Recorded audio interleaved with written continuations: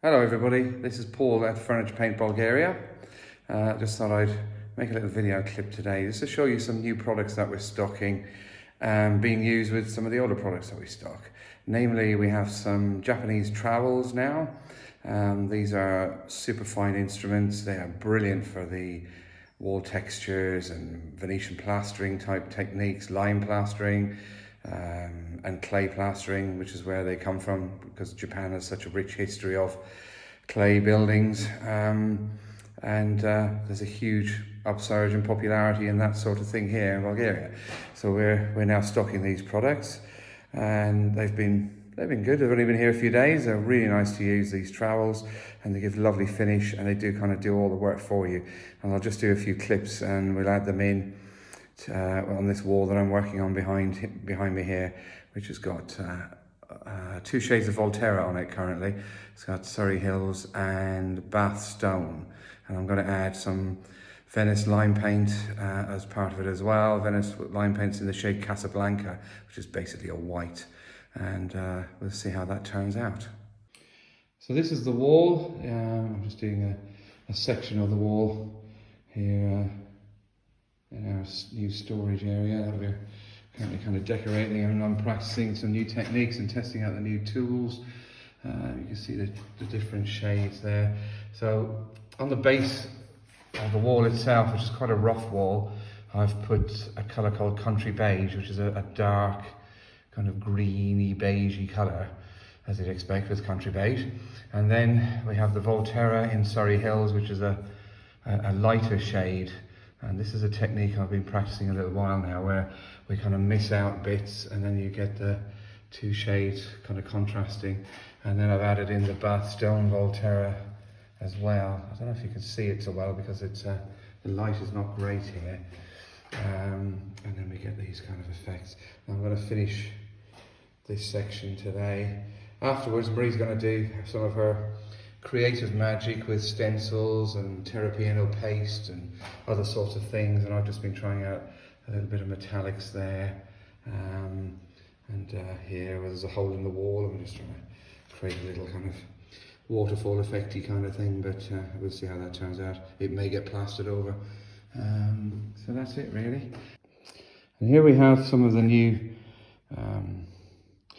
Japanese trowels that we're stocking. You can see they're super thin. They're 0.3 millimeters. They're very flexible, very, very strong. And they do, this one I've already been using and polishing with. The other two are new, so I'm quite looking forward to using those as well.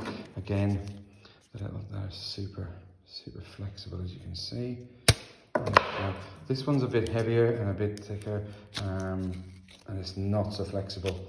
And this will be for getting more of the material onto the wall or onto your surface, and then getting that initial smooth finish.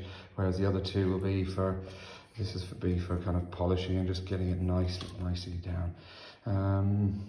We've got the Volterra here. Excuse the mess. This is kind of real. This is the Authentico Venice in Casablanca, which is kind of white, as you can see.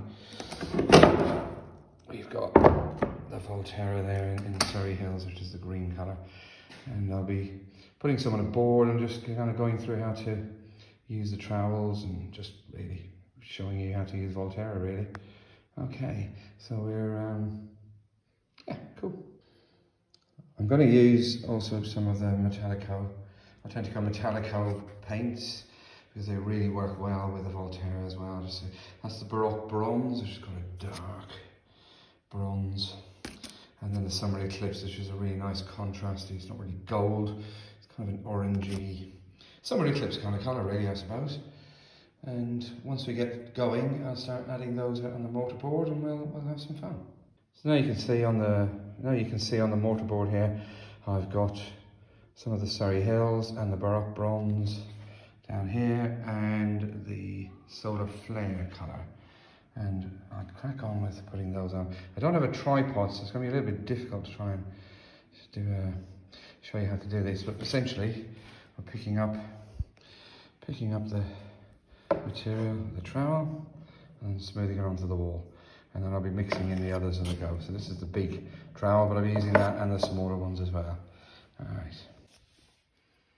As I said, it's kind of difficult to show you without a tripod and all the rest of it. At least you know it's real anyway.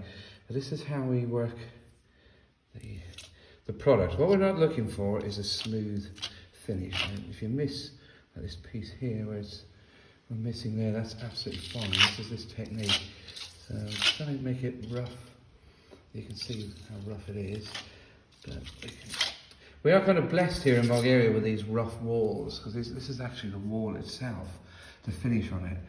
And it had a kind of a lemony yellow colour underneath, and I put the country beige over it. So I've actually cut, you can see little bits of that as well, and it kind of works really well. And it's kind of, you know, there's no real set. It's as textured or as smooth as you want. If I wanted to make it kind of smooth like that, there, you know, I could work that, put enough material on there to do that. Otherwise, I'm doing things like putting some metallico on there, and then I'll fill over it or mix through it or whatever. And we've also got some metallic on here now.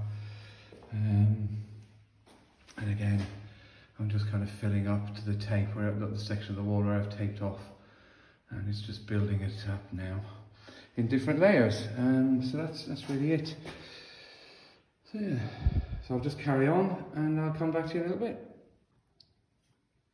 Now down here in the corner, I'm using the larger of the Japanese trowels just to put a lot of material on here, and I'm quite happy I'm missing out because that's the effect I'm looking for.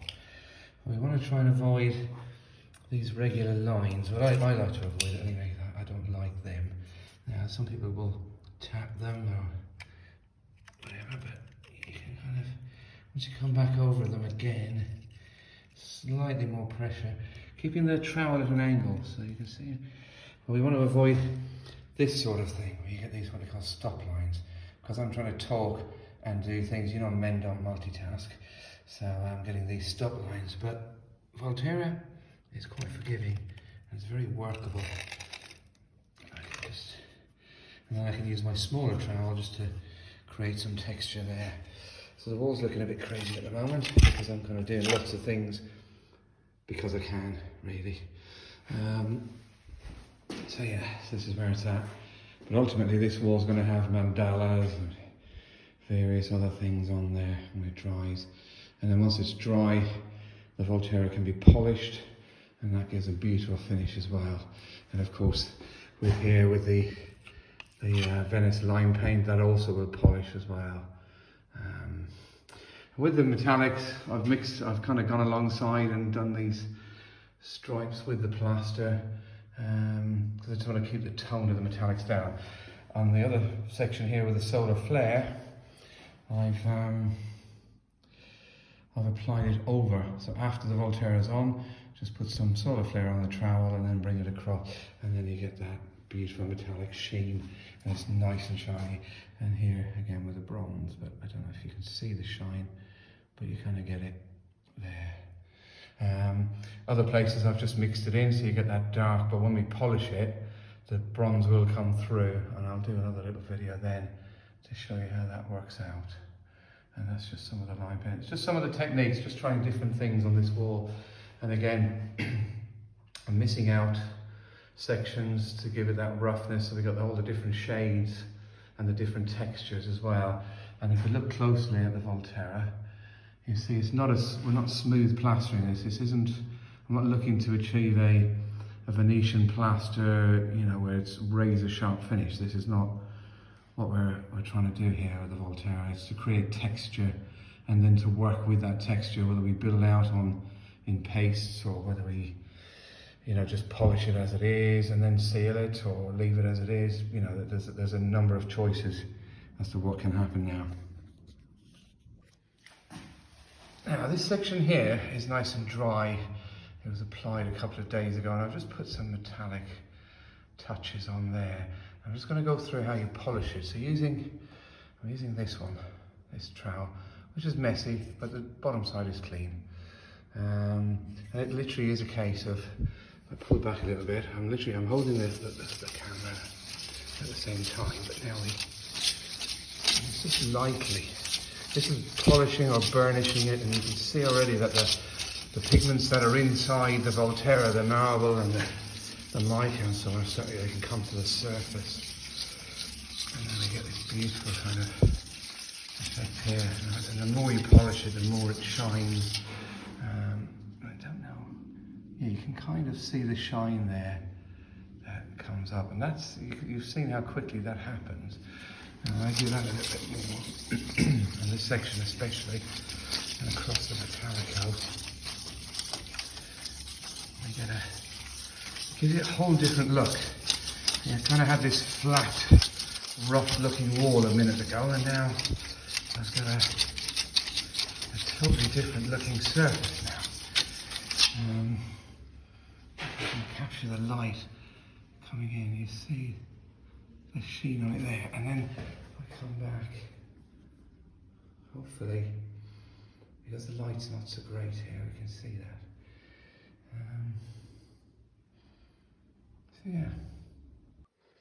Of course, we're not restricted to using the Japanese trowels. This is a Venetian plastering type trowel, which we also sell. We import these from Italy, and they're really, really good. And I like them because they've got rounded corners, and they've also got a tapered and a narrower at the front and there at the back.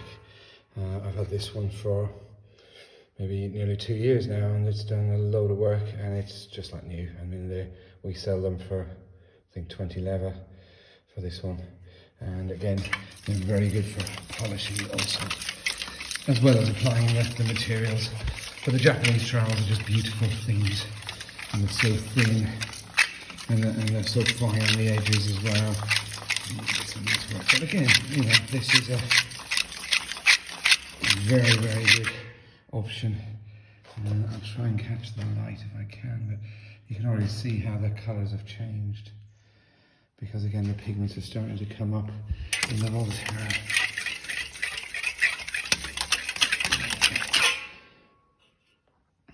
So we get that kind of thing going on. So this is where I've got to today with it. I'm just going to step back and hopefully not fall over my toolbox. That's where we are. So some of the material there at the top is still wet, and down the sides. I was using our professional masking tape, so I've got nice clean edges, and we've got a good base now to polish it, and then for Marie to kind of do her thing. She's got some ideas on the creative side, so we'll see how that pans out over the next couple of weeks.